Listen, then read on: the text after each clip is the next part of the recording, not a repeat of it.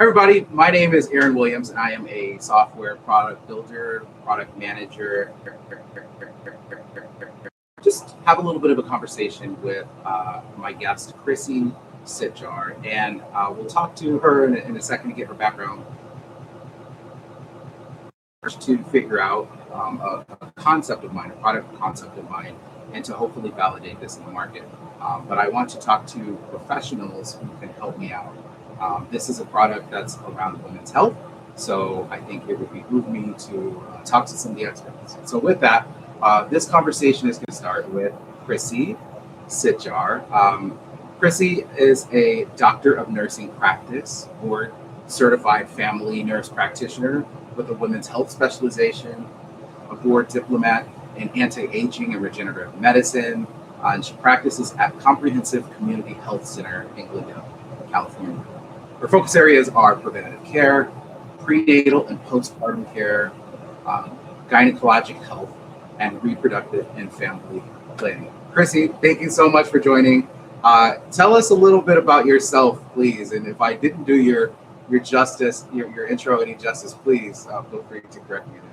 Thank you so much, Arin. So, my name is Dr. Crissy Sitjar. I work at CCHC Glendale. So, I'm a board certified family nurse practitioner with specialization in women's health. I'm also a board certified diplomate in anti aging and regenerative medicine. I've been in healthcare for more than 20 plus years already. Nurse practitioner for more than a decade, 14 years ongoing. So in many ways, I found women's health by accident, or more so, it found me. So I started my career with family medicine, but then something happened. Someone took a leave from work, and nobody is able to cover OB. So I was just asked, and then ever since then, I did not look back. I enjoyed working in women's health. So for me, helping a woman doesn't just change one life. It creates a ripple effect that reaches families, communities, and generations. That's why I love what I do. So That it's really more, is. yeah, it's more than medicine to me. Absolutely, absolutely. Well, you spent years as a RN before becoming a DNP, and so now you get Hmm. more time with patients than other clinicians do. Is there anything Yes. you notice in that time that a rush visit you wouldn't be able to get out of your visits with your patients? Yeah, when I was an RN, I worked for 9 years as an RN before becoming a nurse practitioner. So, and my specialization is post open heart. So I do not really have anything about women's health. I have no idea about that. But my sister was an OB-GYN in the Philippines before. So Oh, just a little, yeah. But that's good. then when I switched, I really do not like to be in women's health. I like the action. But Okay, as I got older, I want to also analyze myself. So that's when I love what I do right now. So I feel that like it's just, yeah, I'm giving women the confidence to understand their bodies, trust themselves, know they deserve to thrive, not just survive. yeah. I love that you said you're basically said that you want to be able to lead from like having a first hand experience, in this field as a woman yourself. Mm. So that obviously gives you a little bit of extra ability to handle pretty much anything in this field. You also have a board certification in anti-aging and Mm-hmm. gen- regenerative, The medicine. which is less common in women's health. Well, how did you Mm-hmm. get there? And like, how does that shape your work? I was a board certified diplomat in anti-aging back in 2018 because I wanted to just not fully focus on medicine. I wanted to see how to treat people holistically. So in regenerative medicine, it's about more also about hormones, hormone replacement therapy. It's also understanding what they're going through. So very few people actually get those board certification, but it interested me at that time. That's amazing. So you were driven completely by passion there for what you do. Hmm. So okay, let's talk a little bit. We're going to shift gears here. We'll talk about the cycle.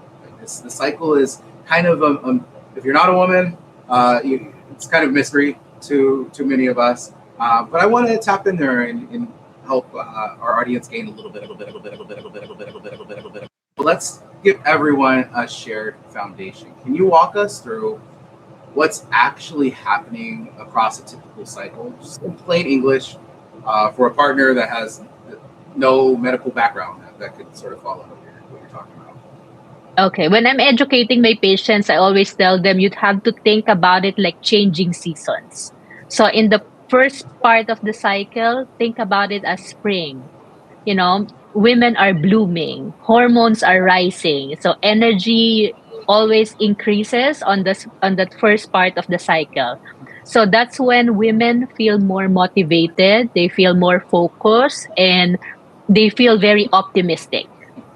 So that's the first part, it's spring. So around ovulation, that's when I call summer.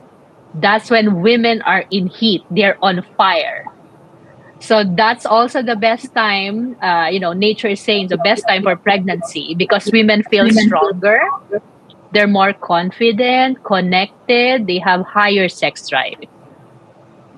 And then if pregnancy doesn't happen, the body shifts to autumn, which women feels they're gloomier, the hormone levels begin to fall. Some women say they're more tired, emotional, they're sensitive to stress, and their bodies are preparing to let go of the uterine lining. So once the menstruation comes, that's when winter happens. So people tends to be like a bear. They get to be more bloated, tired, the body just sheds the lining and it's the start of the fresh cycle again after that. That was a beautiful analogy, even for a guy like me that knows very, very little about this. That made a lot of sense. So thank you for breaking that down so eloquently, eloquently there. Well, let's zoom in a little bit on each of those phases, right? Because each of those phases comes with hormonal shifts. What are those shifts actually doing to a person's mood, energy, sleep, and body? Which of these also surprises people the most? Usually, none of this is a flaw. It's not a woman's weakness. This is biology. So I just wish every partner like you to your wife understand that these hormones don't just affect the uterus. It affects the overall well-being of a woman, the brain, the sleep, mood, energy, appetite, skin, and even how they respond to stress. Hormones are all connected with that. So when your partner seems to be uh, different from one week to the next, it's not because she's being difficult. Her body is just doing exactly what it was designed to do. So imagine every month if you are changing seasons, 4 seasons in 4 weeks. That's also very hard and tasking to a woman. Wow, absolutely. Wow, that makes a lot of sense. Mm-hmm. So why do you think something that affects half of the population roughly is still so under discussed, between people who love each other?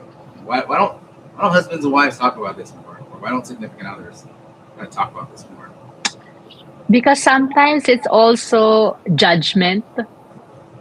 Some culture are just judging, oh, it's because she's hormonal. If we replace judgment with understanding, I think we can build better relationships with the Absolutely. women we love the most. Absolutely. That is certainly what I hope to be able to drive towards with what I'm building. So that's amazing. Hmm. Okay, so let's talk a little bit about how the cycle shows up in relationships. So let's take us into the relationship side. What are the everyday ways a cycle sort of affects the people around you? What's your So take? when for me in my daily clinic lives, every woman who walks into my exam room, they bring a story. Sometimes it's joy, sometimes it's fear, sometimes it's years of feeling dismissed or believing that what she's experiencing is just part of being a woman. So I've sat with a lot of women celebrating, pregnancy tests. I've cried also with women after pregnancy loss. So I've helped patients navigate fertility, abnormal bleeding, menopause, hormonal changes, diagnoses that completely change their lives. One of the biggest misconceptions they always get blamed is that hormones created the problem. So I don't think they do. I think hormones just reveal where someone is already running on empty. It just amplifies. That is fascinating. That is fascinating. What do you think sort of creates the problem? Is it just more of like maybe a lack of communication or I think misunderstandings begin with the moment that like a person or a significant other say she's just hormonal. Those three words. Because the truth is hormones are real. But hormones don't make a woman's feelings meaningless. They provide, important context.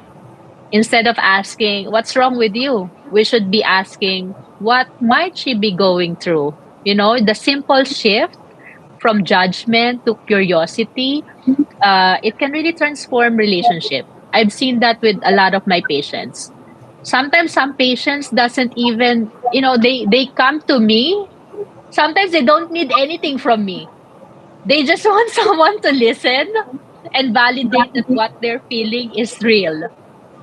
wow, wow, that is certainly interesting. Mhm. Wow. So a lot of partners notice patterns that they can't name.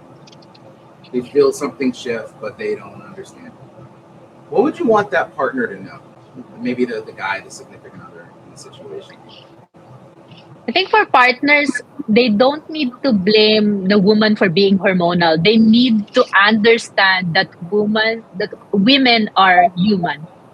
We feel all the emotion.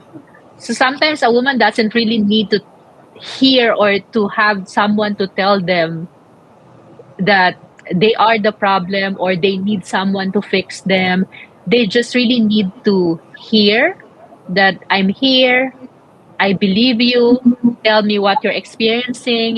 Feeling understood is incredibly healing, especially for women.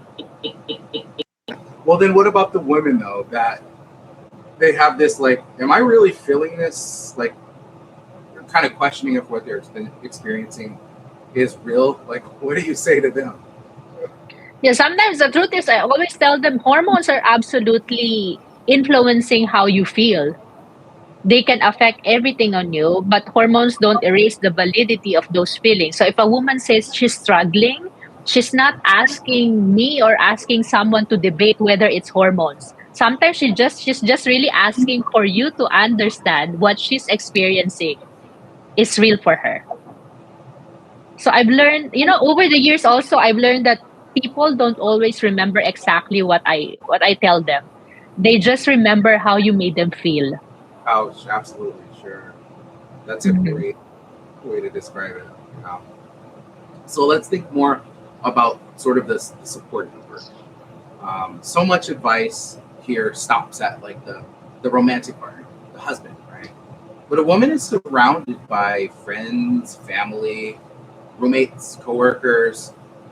Who else is in that support network, and like maybe what role can each of them play, or one of them play? When a woman feels believed, when a woman feels believed instead of blame, uh, understood instead of feeling judged, they're most likely to open up openly. So with I think with every loved ones, with every one of their loved ones, they just need understanding and support. And the two words of telling them I'm here. I'm here. That's great. I'm here. Mhm. So, what does genuinely good support look like when someone's struggling and going through a tough phase? If someone is really struggling, we have to not dismiss their feelings. Like I've cared for every woman in every stage of life. Every transition that they're experiencing really deserves support. So it's like helping them walk with them as they adapt to their new seasons. Sometimes what she needs most isn't, to fix her. Like, I see you, I believe you, we'll get through this together. Simple things like that. It's a great point because a lot of guys will default to that. Maybe even other types of family members will default to that as well. But when fixing is the wrong instinct, what do you think should replace that? I think not fixing, just by being present. Yes. Okay. Presence is the main gift for women. Yeah. It's kind of like when you have a conversation with someone, and it's a good thing to sort of ask, okay, do you want me to give you advice, or do you want me to just listen? You know, I think Exactly. sometimes that's helpful. Yeah. Yes. So you care for a lot of women through pregnancy and the postpartum period, and one of the most intense stretches a woman uh, support.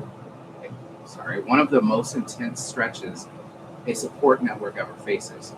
What do partners and family get right, and where do they fall short, especially in those early weeks? I think families, you know, I think it's because it's cultural also. It depends on the culture. Because sometimes in many cultures, we inherited silence instead of education. We're not yet too open. I'm Filipino.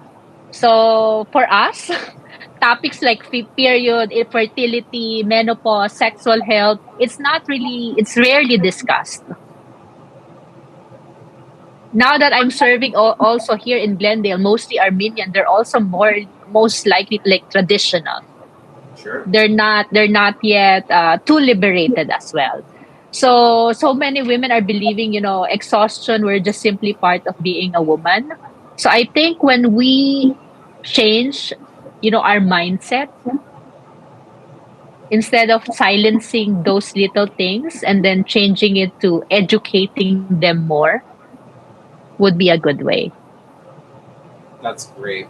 So some people will just sort of assume instead of ask, right? Mm-hmm.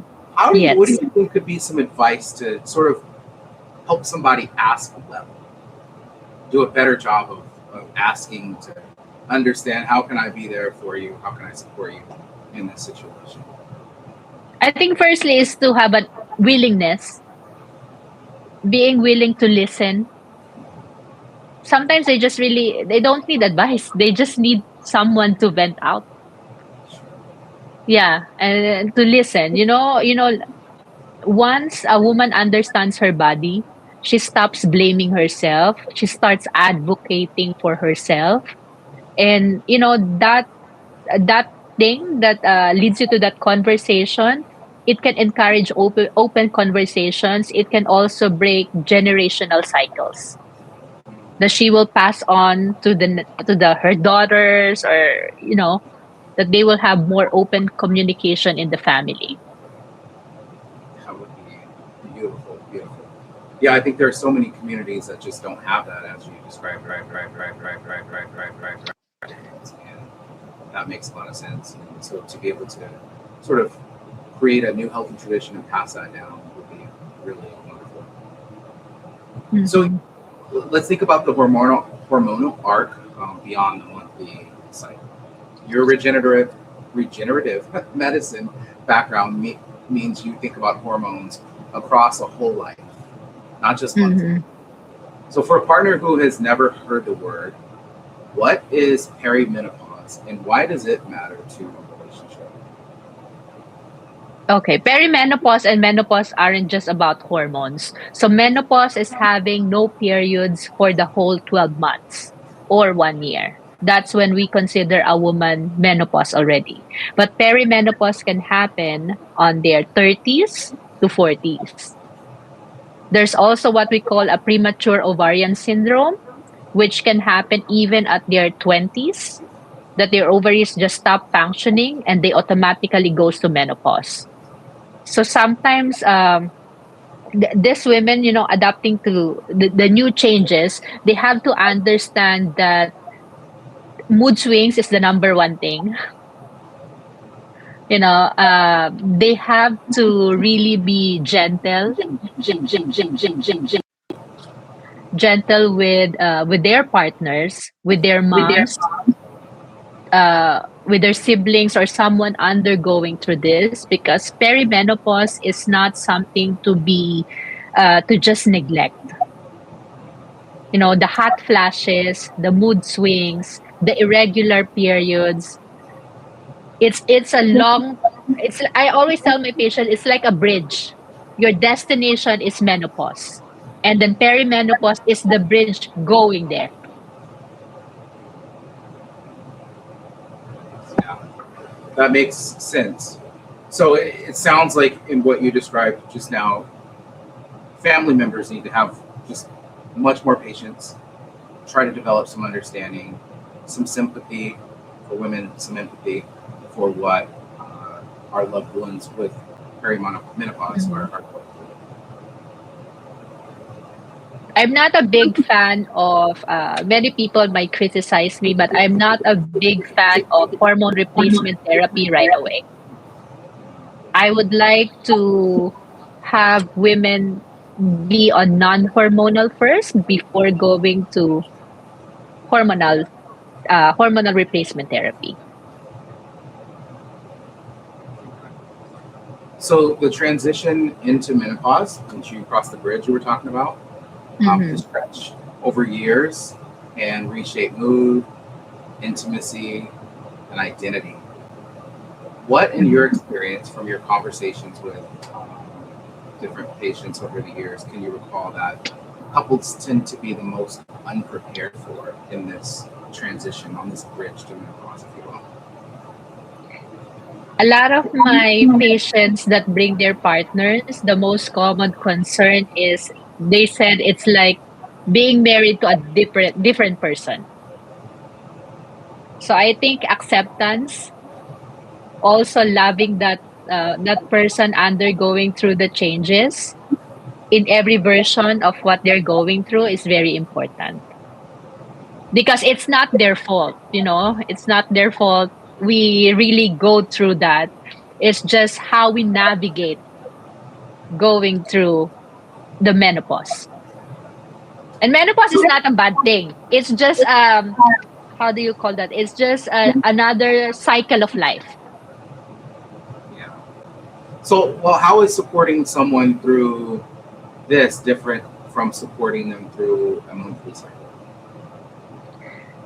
It's different because in monthly cycle, it's more predictable. Okay, it's more predictable. With menopause, the hormones fluctuate. They go up and down. So you really don't know what happens on the next one. So they just have to be fully informed that these are the normal things that you have to watch out for. These things are normal. If we can do this in a non hormonal way, let's do this. If you need a behavioral health counselor, because it will also affect mental health with some patients. So a good resources, emotional support that you can provide to patients are very important. It takes a village. It's absolutely, absolutely. That's one thing Mhm. that I've discovered in my own research. So hopefully we will find if technology can help this village. All right. So there's a lot of grief and a lot of misinformation around this Mhm. menopause and even perimenopause stage. What do you wish more women and people who love them understood? Like the misconceptions. Right. Yeah, Okay. misinformation, and then just in general, just grief about it. You know, Okay. So I think uh some people, like in different cultures as well, women's health is something women should figure out on their own. And it's like a stigma or a blame, or she's undergoing menopause, she's old, things like that. So every woman deserves to understand what's really happening in her body, and in doing that, her family also benefits when they do, when they get educated. So when we inherited silence in our culture, instead of education, it's also like I'm so sorry, my dog is barking. So, Right. okay, so many women grew up believing that pain, exhaustion were simply part of being a woman. So as a woman's health provider, I believe knowledge really changes lives. Wow, that's great. Yeah, and you can't believe everything you see on the internet. It's best to just go and talk to your healthcare professional. Hmm. Yes. Yeah. Okay. So you serve many patients from many cultural backgrounds. We talked about that. I want to go back and ask one question around this, and that's how do you silence, or how do silence and taboo around women's health show up differently across families, communities, and what have you learned about meeting people where they are? It's really hard because when you came from a different culture, you also have to understand what they believe in. Maybe what I believe in is not what they believe in. So it's all mutual self-respect. That's very important in treating different cultures. Um, Also, sometimes you can just be there. I introduce myself, and then they look at you, from head to toe sometimes. But after a while, when they feel that you're genuine with how you care for them, they just open up. That's great. That's great. Hmm. So, okay, well, what about when it's more than a cycle? Meaning, a lot of women have regular cycles. A lot of women don't have regular cycles for various reasons. So sometimes a hard cycle is a sign of something that needs care more seriously. So maybe in this case, we help people to understand PMDD, endometriosis, PCOS or PMOS, and sort of uh, at from a layman's perspective, if you will. Okay. So with younger women, the most common complaint is pelvic pains, and that is for me to rule out if they have endometriosis, heavy bleeding because of an ovarian cyst, fibroids, gynecological concerns. First, I just listen sometimes. I just need to listen, write down what they're normal. I have to really dig deeper their history and then see if what is normal for them, because some patients really don't have periods for a long time, and it's not really, it's genetics. It can be genetics as well, so it can be family. So when I just listen to them and then I ordered what I need to do. um are you able to hear me? I can hear you. Yeah, okay, sorry. S Yeah, because it's Yeah. echoing on my end. Sorry. Okay. No worries. No worries. Yeah, that makes a lot of sense. I wonder with some of these conditions, can someone in your support system might maybe notice some red flags before a woman herself does? Mhm. That's why my main thing is, a woman should always have a menstrual calendar or a menstrual diary. So they can put in how many days, the interval of their cycles, and also they can track their cycles, what are their symptoms when they're having them, so it's easier for a provider also to review what is normal and what is not normal with them. And I always tell them, if there's a symptoms that persists, it's not something just to be neglected. It has something to be evaluated. Okay. And then, so if let's say a family member, I don't know if this is a question that can actually be answered or not, but if a family member suspects someone's struggle is more than a normal cycle, how would they encourage them to seek care without overstepping, and how can loved ones support someone through a system that doesn't always listen to it? For loved ones, the goal isn't to pressure that person, and they're also not the responsibility to diagnose, but it's to support. So for the loved ones, be their safe place. Listen without dismissing the woman or blaming it on just the hormones. Encourage them to get checked, not out of fear, but out of love. You don't have to have all the answers. Just be with them. Maybe we be with them on their checkups or help them schedule an appointment.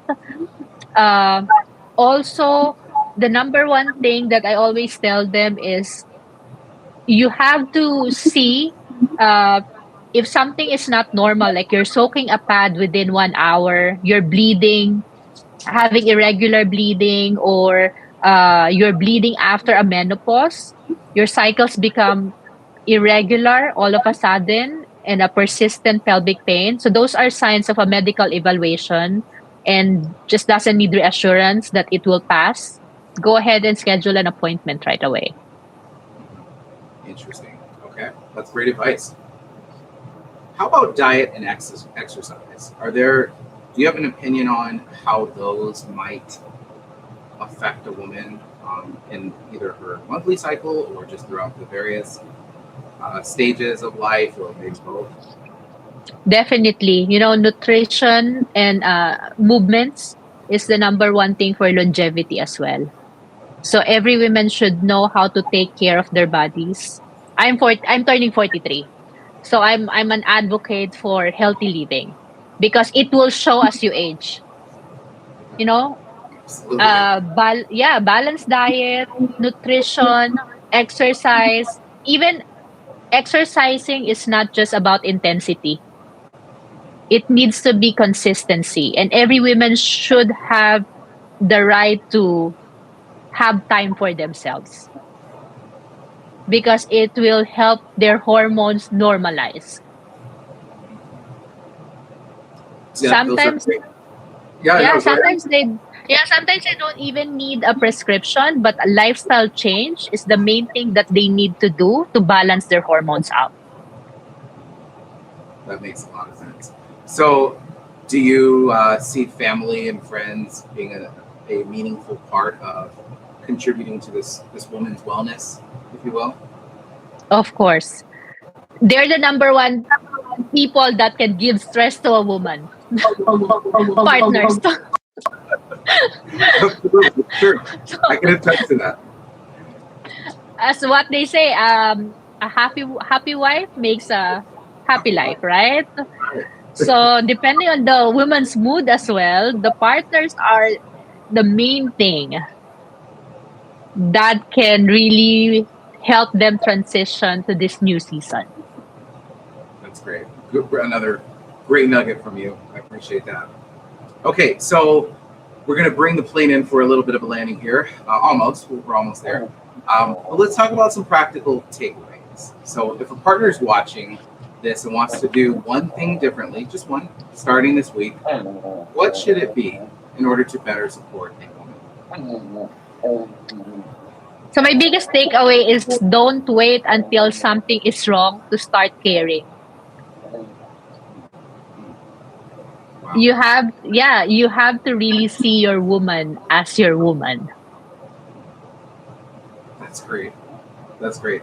And then, if there's one thing you'd encourage a woman to feel comfortable asking for the people around her in terms of support, what do you think that would be? Don't be afraid to seek help early because the best outcomes happen when we stop normalizing suffering and start having conversations. Women's That's health is not just a woman's issue, it's a family issue, it's a community issue. And when women are healthy, everyone benefits. absolutely. I love that. My hypothesis, I should have started with this at the beginning of the conversation, but it is literally that all of our relationships can be made better if women have have a circle of care around them through menarche to menopause and beyond. Yeah, I Mhm. believe everything makes life easier because the woman is the glue in so many parts Mhm. of our life. So if we can make her life better, then all right. That's going to make I it. I agree with you 100%. Yeah, yeah. Awesome. I appreciate that. It's great to get that seal of endorsement there. So, for someone who actually wants to learn, what's a realistic, non-overwhelming place to start? I'm talking about learning how to support their woman, their wife, their sister, whoever's in their circle, somebody who wants to be a supporter of a woman in their life. Where do you start? Especially somebody who's of the other gender. You know, they just need to be, as what I said earlier, they just need to be present. I think presence is the best gift that you can give a woman. That's great. Short but sweet. That's absolutely on the mark. So if you could leave the audience with a single idea of how the women they love, how the people we love can show up better for women, what would it be? So how can we be there better to support? Women don't just need healthcare, they need someone who will listen, someone who will also educate instead of intimidate, and someone who will remind them that they deserve answers, not because they're sick, but because they matter. Their health matters. Absolutely. Well, Dr. Crissy, this has been a wonderful conversation. I appreciate your time. Last question I have is, where can people find you and learn more about your work? I have a business page. I have a business page in IG. It's Glow with Crissy. You can find me there. I post also motivational reels sometimes if I have the time. Awesome. Okay, cool. So I'll make sure all of that is linked on this YouTube page and people can find you. But thank you so much for your time. I really appreciate it. And yeah, I will be take to be able to put it into my research, and hopefully it'll show up in the product as well. I'm Next week. excited for your product. Thank you so much. That means a lot. I appreciate it. All right, Dr. Crissy, you take care. Have a wonderful one, and we'll talk to you once we launch the product to market. Hopefully that happens. Okay. Thank you, Arin. Bye. Bye.